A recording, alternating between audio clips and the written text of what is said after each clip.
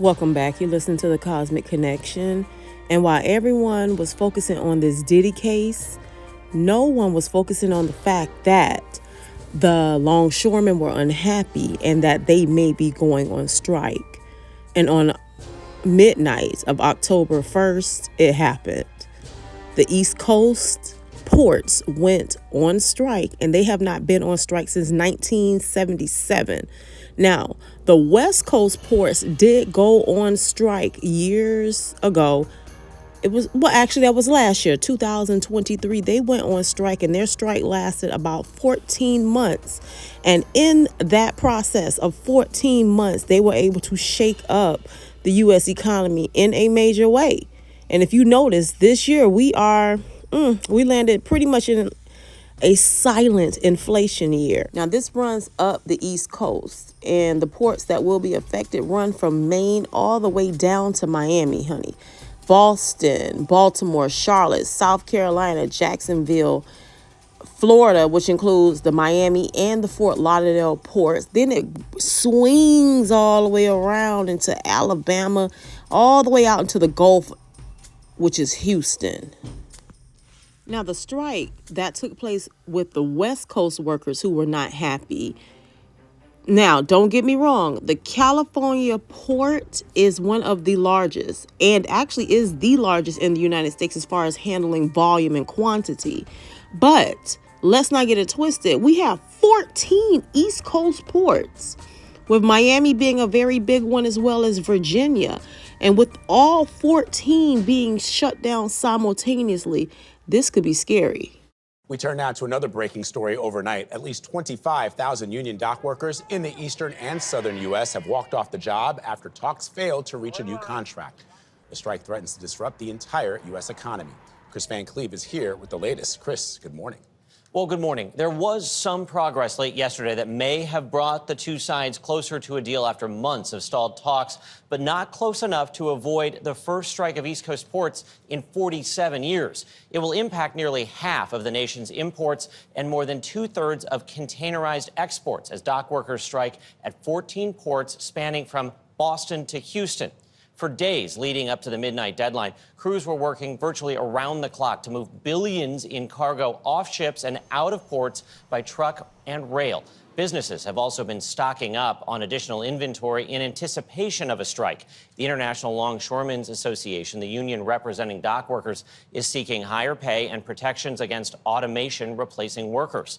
According to one estimate, the strike could cost the economy up to $5 billion a day, and economists worry a long strike will disrupt the supply chain for everything from perishable foods to car parts and construction materials. The group representing shippers and ports says its current offer would mean a nearly 50% pay hike as well as improved health and retirement. The Longshoremen's Union says that offer is still far short of what its members are seeking. Economists have said in Yahoo Money that these strikes per day look to $3.8 billion in loss and setbacks to the U.S. economy per day. We're already on day 2 now.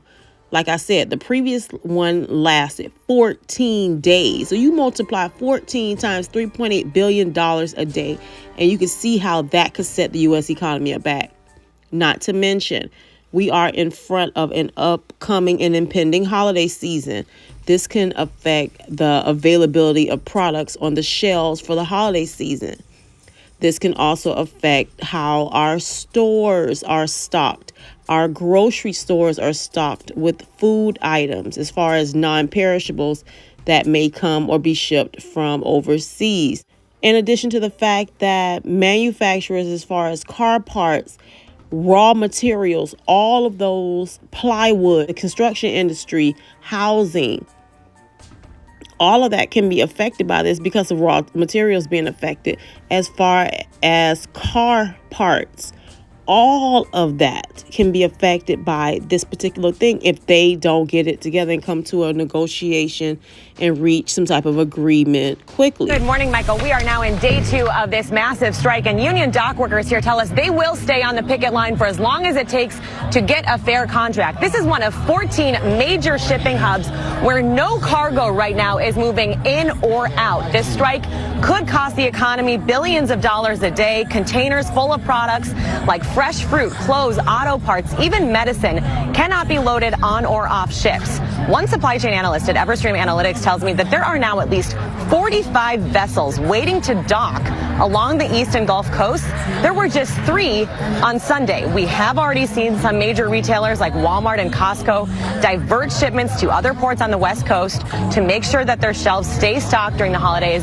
The Biden administration is now ramping up the pressure on shipping companies to offer higher wages to the union.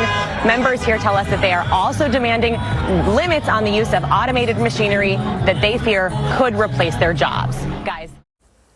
So what generally happens, or would happen if the strike continues, as you heard, on Sunday they had 3 ships that were in and ready to be unloaded. That was before the strike. But now, as of day 2 of the strike, they have 45 ships sitting backed up waiting for unload. This is day 2. Day 2, we got 45 ships. So day 3, you just keep that multiplying the more these guys are unhappy. Originally, Biden said that he was not going to get involved because there are parameters in place. There's a union in place. He's supposed to sit back and allow unions and workers to get together and do their job as far as reaching negotiations. And he keep his executive arm out of it. But here's the thing. If this has the potential to affect the U.S. economy on the whole, this is your president. This is your country, Mr. President. So this is where he could get involved. Now, it was only been 2 days, and he has now spoke up and made some type of comments about the possibility of getting involved. Yesterday, he did not want to get involved at all. But today he has spoke up with the possibility of getting involved if they don't come to an agreement.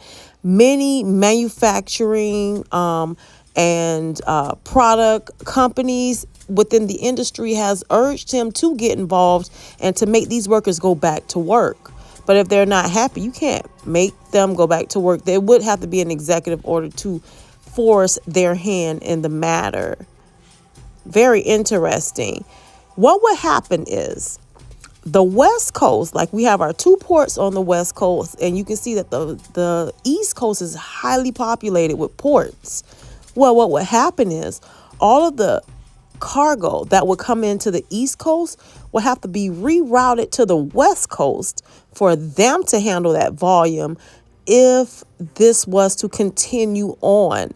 What happens with the West Coast being overloaded and bombarded with these extra ships like that? Of course, there would be delays. Shelves, as I mentioned, would be empty for a while. And then the cost of getting all of these things to be rerouted from the West Coast to the East Coast, someone's going to have to pay for that. And you know who's going to pay for it? The consumers. You as the shopper will have to pay, and that's going to result in higher costs. That, remember, gasoline, all these things are imported. Even though we have our oil pools and we have our Texas areas with oil, in Texas, being because it's a natural oil pool area, we still have a lot of importing of petroleum. So that could cause and affect gas prices as well. Guys, I hope you're being careful and wise with your money. We got to wait this out and see what's going to happen, people.